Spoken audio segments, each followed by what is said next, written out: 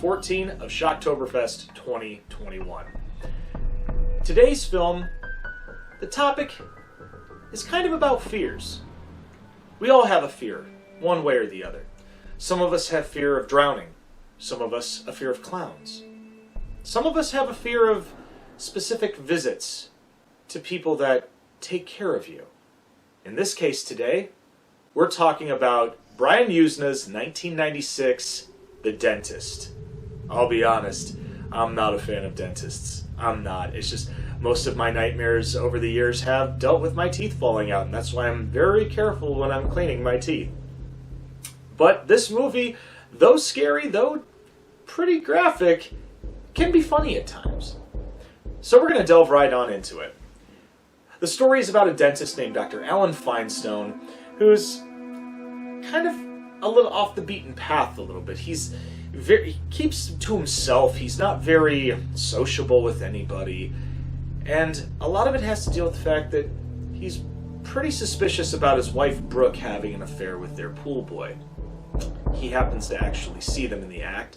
And he also finds out that this pool boy is also going around to other houses and taking care of desperate housewives before the even TV show was even created. So Dr. Feinstone decides he's going to try to get revenge on his wife, but in the meantime, he's trying to keep his shit together. He's trying to do his job, but he keeps messing up left and right. There are a few patients that he's trying to help before he literally loses his shit. We have April Rains, who is an actress and a model, who wants to make sure that her teeth are perfect before her next photo shoot. There's also a young girl named Sarah that is waiting patiently to get her braces off, because at her age, and especially at any teenager's age, we want to get those damn things off, right? Hell, I know I was impatient. Well, while all this is going on, he's making mistakes, left and right.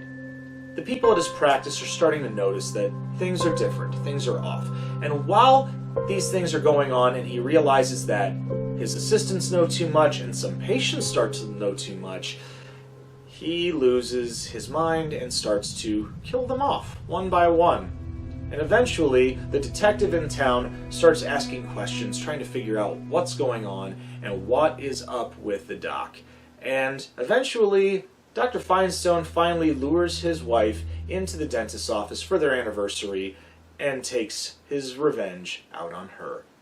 And eventually, he gets caught and sent to a mental institution where he rots away, unlike his teeth. Now it's time to talk about what I like and what I don't like about the film. Now, one thing that I like about this film, I know we've talked about Brian Yuzna a lot in the last few episodes with Reanimator, Necronomicon, and this one, not an H.P. Lovecraft story. That's kind of cool because, you know, we know, I've recognized that Yuzna has this kind of proverbial hard-on for H.P. Lovecraft, but this is off the beaten path. I mean, he did something different. And not just that, but I mean, he did something else with the casting. In most of these movies, Jeffrey Combs is the lead in the movie, but Jeffrey Combs isn't even in this movie. No, the star of this movie is Corbin Bernsen. I mean, as Dr. Alan Feinstone, Corbin Bernsen is a great character actor on some levels. I mean, but he also he does a great range. For those of you that might know, he plays Dorn in the Major League series, and for those of you that are fans of the TV show Psych, he plays Sean Spencer's father in the show, and he does a great job on that as well. I've always been a fan. And in this film, he can go from being nice and charming to, I'm going to shove this drill so far into your mouth, it's going to touch your brain. So, yeah, I mean, he can go from happy to psycho, from 0 to 100 in a nanosecond. And that's pretty cool. We also have some cast members that play pivotal roles in other movies, and their careers went on to bigger and better things. We have Ken Faree, who's known in the 1978 Dawn of the Dead as Peter, who would later, as he plays the detective in this movie, and later on he would actually be playing one of the interviewers in the 2004 remake. We also have, Earl Bowen. He plays a neurotic patient in this movie, and most of the people know he is the Doctor in Terminator 2. And yeah, he's just as neurotic in those movies as he is in this movie. One cast member that I really enjoy is Mark Ruffalo, a very young Mark Ruffalo playing the agent of April Rains, who later on most people know and love. He is Dr. Banner, the Incredible Hulk for the Avengers. That's just, yeah, you know what? They did a great job in 1996 casting this film, especially with people that went on to do great things. Another thing that I like about this movie is the music. I mean, Brian Usna has a lot of different collaborators making music for these films, and not necessarily the background music when bad things are happening. I like some symbolism in this. Dr. Finestone is a huge fan of opera music. It just seems it centers him while he is doing his work at the dentist's office. And even when he is performing acts of violence and murder amongst some of the patients, as well as some of his staff, there's opera music playing.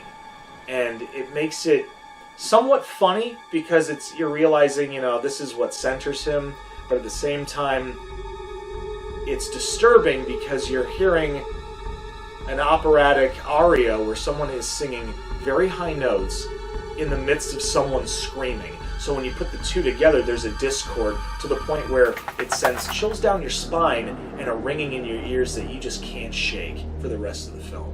What I don't like about this film, there's not much. I mean, I guess I could be petty on this one and say, it'd be really cool if he actually killed his wife first or got revenge on his wife first, and then eventually that wasn't enough, so he needed to build, go from there, like people know too much.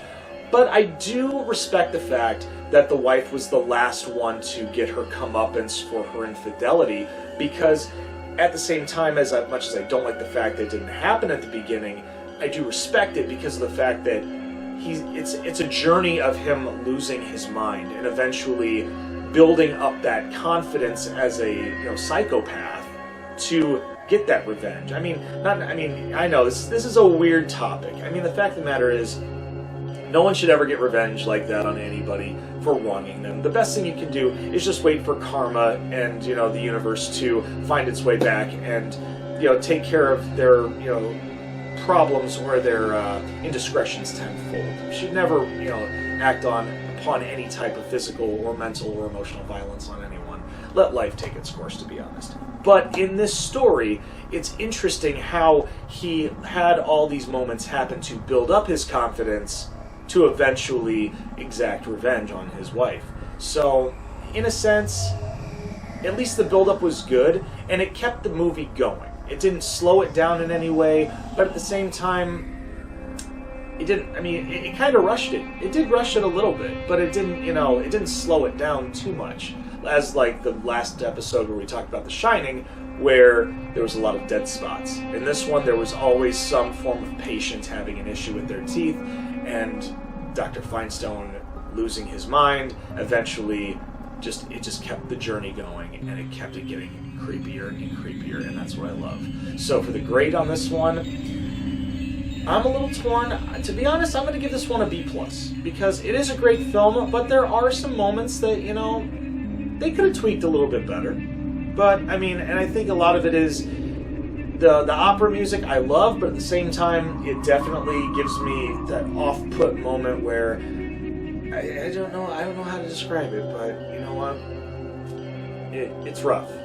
But I still love the movie, and I recommend you go see it yourselves because, like I said, Corbin Burnson, he's got some range, and you know what? He's still doing great to this day with the stuff that he does.